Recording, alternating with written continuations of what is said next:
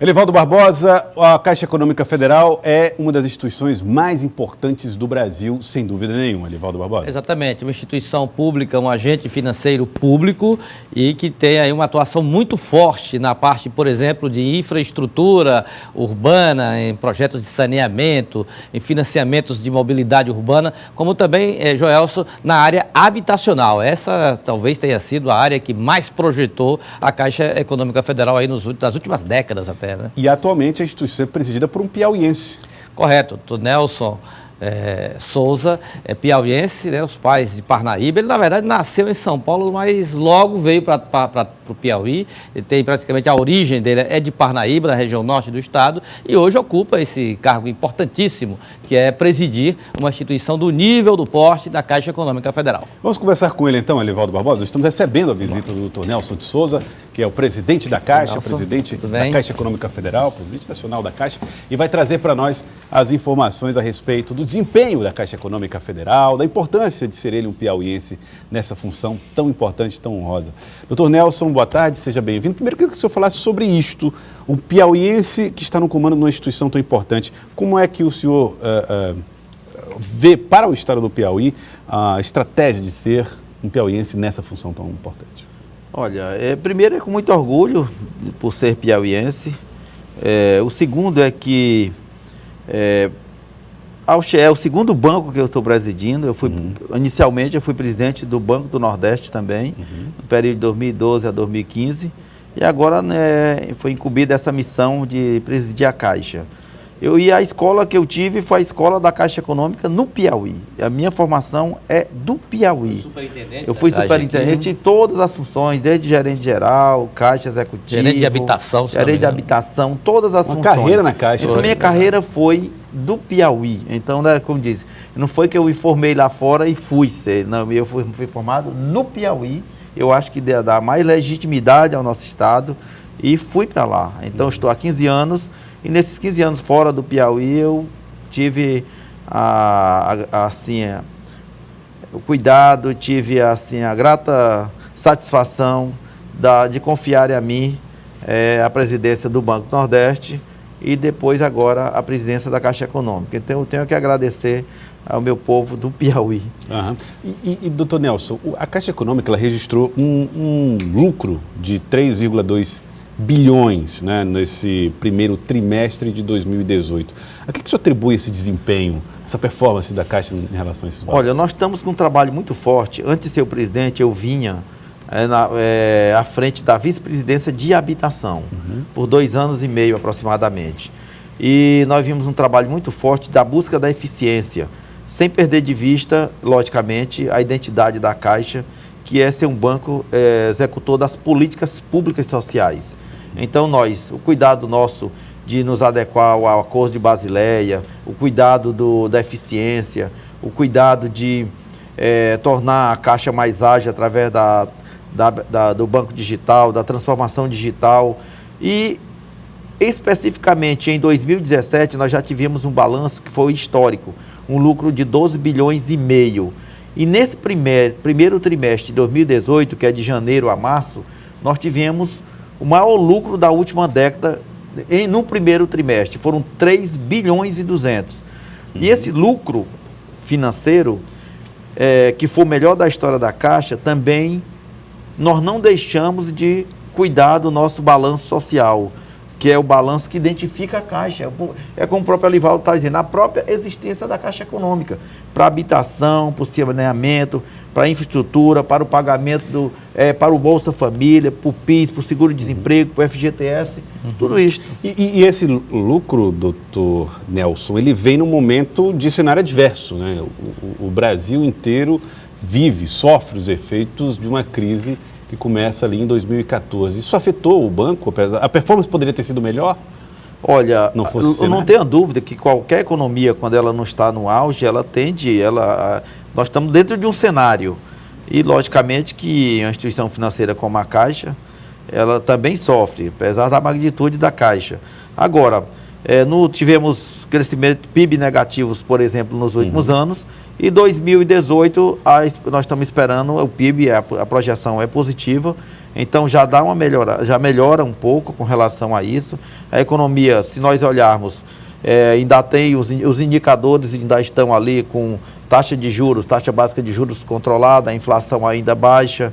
Nós temos aí vários aspectos positivos, né, na economia. O que nós temos é que ter o cuidado de gerar emprego e renda para que essa economia seja fomentada e que ela não entre em declínio. Então, nós ainda estamos aí com a projeção de PIB que de 1,4% para os mais pessimistas até 2% para os otimistas. Nós tivemos uma projeção até melhor, chegava a 3% ao ano. Mas hoje 1,8% nós acreditamos. Então, nesse cenário econômico, a Caixa Econômica vem de ter um desempenho acima da própria cenário econômico. Mas isso performance é melhor do que o restante. A performance é melhor do que o restante. E eu diria, eu estava dizendo ao meu amigo Caffarelli, que é o presidente do Banco do Brasil, e eu adoro, eu primeiro fui empregado do Banco do Brasil, fui menor aprendiz do Banco do Brasil, assim como o Caffarelli. Aqui no Piauí também. Aqui no Piauí também, em Parnaíba. Eu disse para ele o seguinte, olha, dessa vez foi a primeira vez que a Caixa deu lucro no primeiro trimestre maior que o Banco do Brasil. Então é importante porque nós defendemos a sinergia de bancos públicos. Por exemplo, é importante que Caixa Econômica, Banco do Brasil, Banco do Nordeste, BNDES se unam em benefício de criar condições melhores para o povo brasileiro. Eu acho que esse é o grande papel de bancos públicos. Presidente, nos últimos 6 meses, a Caixa esteve aqui no Piauí, na agenda institucional do governo do Estado, na agenda política da oposição, da situação, tudo por conta de 2 operações financeiras da Caixa com o governo do Piauí. Finisa 1 e 2. E a liberação sai hoje, sai amanhã. Agora o senhor chega, inclusive coincide com a liberação do Finisa 2 de 315 milhões de reais. O que aconteceu com essas operações de crédito, presidente? Na realidade, são 2 mútuos, são 2 contratos, um de 600 milhões, um de 315 milhões, que, logicamente, no primeiro contrato de 600 milhões, o Finisa 1, nós já liberamos, desembolsamos 307 milhões. Isso. Esse 307 milhões precisaria ter a prestação de contas, como qualquer outro contrato, precisa da prestação de contas para poder fazer as outras liberações, as liberações subsequentes. Nesse ínterim, foi contratado também o Finisa 2 de 315 milhões, que, como a prestação de contas do primeiro desembolso do Finisa 1 está ainda em andamento, vinculou-se, né, a que um contrato tinha a ver com o outro. Essa foi a interpretação, entendeu, do jurídico da Caixa, entendeu? Ou seja, enquanto não prestasse conta do Finisa 1, não podia liberar o Finisa 2. Como anda em andamento, mas isso subiu ao Supremo, né, ao STF, e o ministro Edson Fachin, por 2 oportunidades, acionou a Caixa Econômica, né, para que a Caixa se manifestasse. Na primeira vez a Caixa se manifestou, colocou todas as alegações, e na segunda, agora recente, esta semana, coincidentemente, ele teve mais uma sentença do ministro Fachin pedindo para que a Caixa apresentasse um cronograma em 48 horas da liberação do Finisa 2. E ele chegou à conclusão que o Finisa 2, que não existia uma vinculação do 1 com o 2.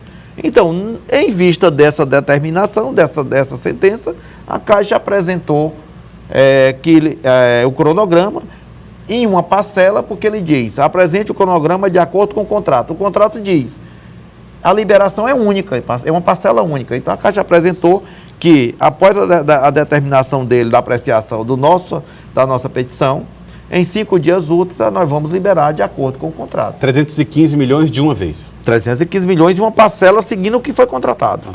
Tá certo. O governador, inclusive, falou a respeito deste assunto, Elivaldo Barbosa. É verdade, Joelson, para o governo era uma expectativa muito grande em torno da liberação. Então, hoje, quando participava lá da solenidade de posse da posse do presidente do Tribunal de Justiça, ele comentou sobre essa liberação agora confirmada pela Caixa.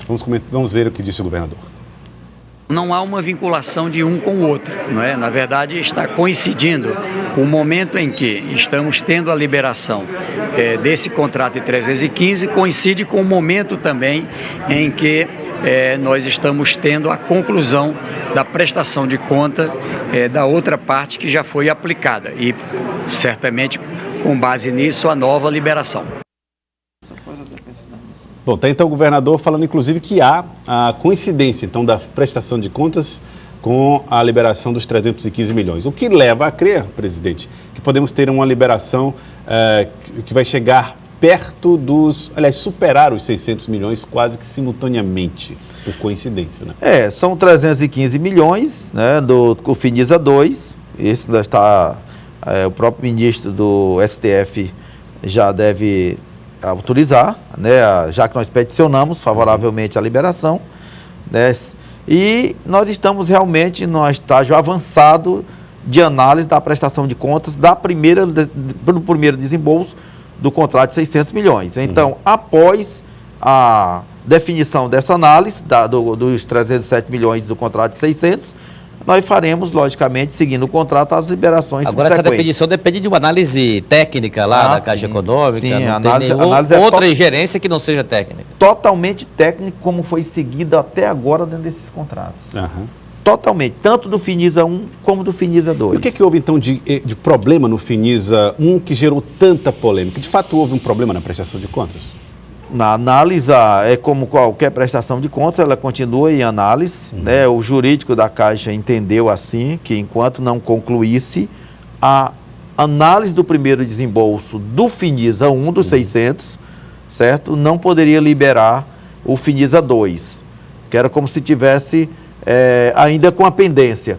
Mas o ministro, né, do STF deixou bem claro que não existe a vinculação. Agora, a principal pendência era porque o governo teria descumprido a agenda de projeto, desviado a finalidade da aplicação dos recursos. Não, mas se houver qualquer coisa dentro das liberações de um contrato desse que não estejam, qualquer coisa que não esteja de acordo com o contrato, ele simplesmente será glosado, entendeu?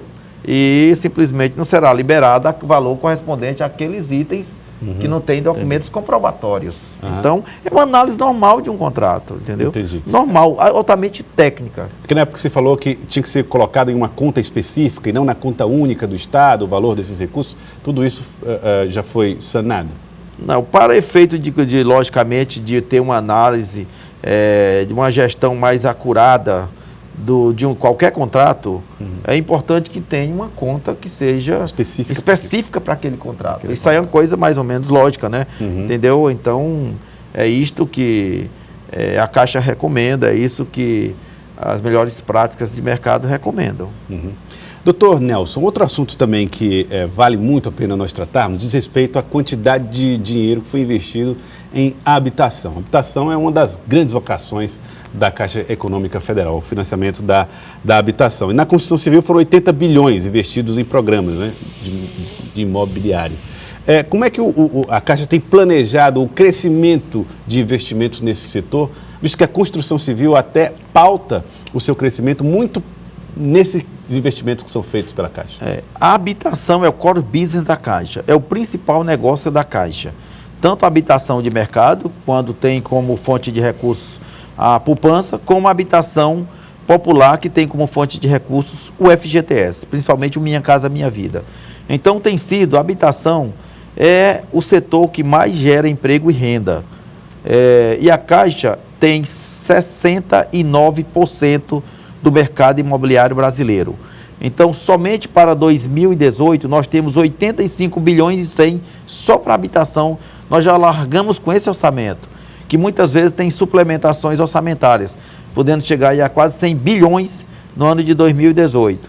Agora, recentemente, das 650 mil unidades Meta Brasil de habitação para 2018, agora em Florianópolis, no encontro da habitação que teve agora no mês de maio, o presidente Temer também colocou, aumentou esses 650 mil unidades, que é a Meta Brasil, mais 50 mil unidades, principalmente com fundo de FGTS, chegando a 700 mil unidades habitacionais para o ano de 2018. E quem executa isso é a Caixa Econômica Federal.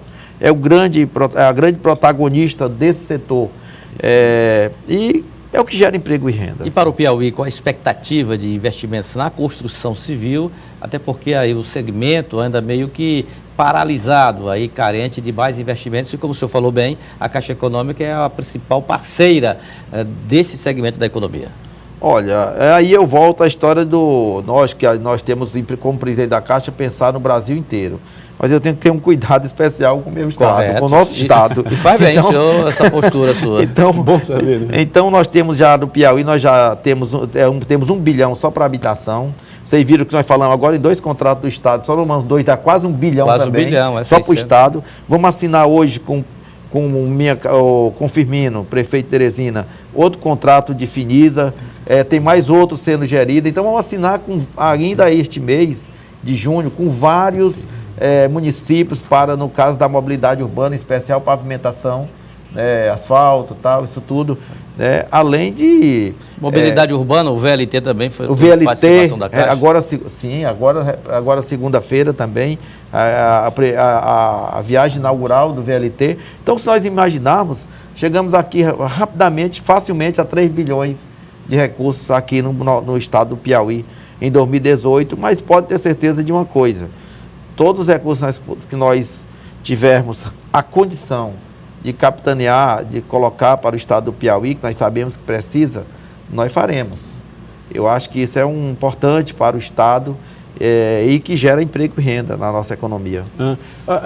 Presidente, até para a gente entender um pouco como é que funciona essa questão da gestão do FGTS, vez por outra, o governo federal mexe um pouco nessa política, autoriza liberações para que as pessoas, agora mesmo no período mais recessivo, algumas pessoas puderam sacar FGTS dentro de algumas circunstâncias, em outros momentos se estuda a possibilidade de flexibilizar o acesso ao FGTS.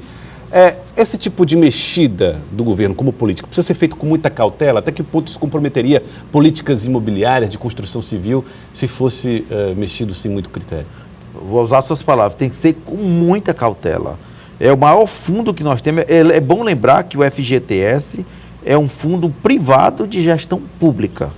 Ele é do trabalhador brasileiro, recolhimento de 8% que tem do salário na folha de cada empregado que é recolhido no FGTS. Existe o Conselho Curador do FGTS, juntamente com a Caixa Econômica Federal, enquanto agente operador, que cuida da gestão desse fundo. Esse fundo, logicamente, é definido todo no início de ano, uma peça orçamentária de 4 anos, onde se verifica qual a disponibilidade desse fundo para definir um orçamento de subsídio para o ano e também para a arrecadação desse FGTS. Então, isso aí é muito bem acompanhado.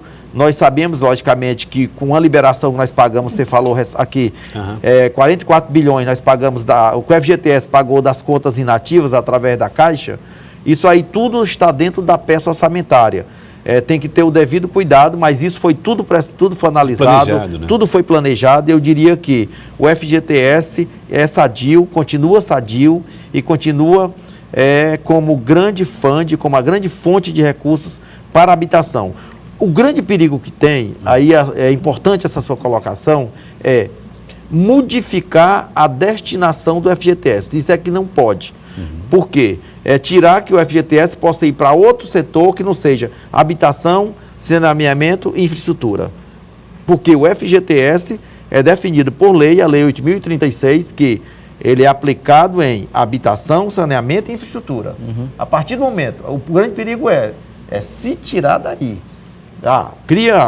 Porque são vários projetos de lei tramitando no Congresso, querendo mudar a destinação desses recursos. Esse é o grande perigo, porque a peça orçamentária ela é muito bem acompanhada pelo agente operador do FGTS, que é a Caixa Econômica, e o Conselho Curador do FGTS, que ele é tripartite, laboral, patronal e governo. Tá certo. Eu queria muito agradecê-lo, doutor Nelson de Souza, presidente da Caixa Econômica, piauiense, presidente da Caixa. Muito obrigado pela participação aqui no Jornal do Piauí. Eu que agradeço. Um grande abraço.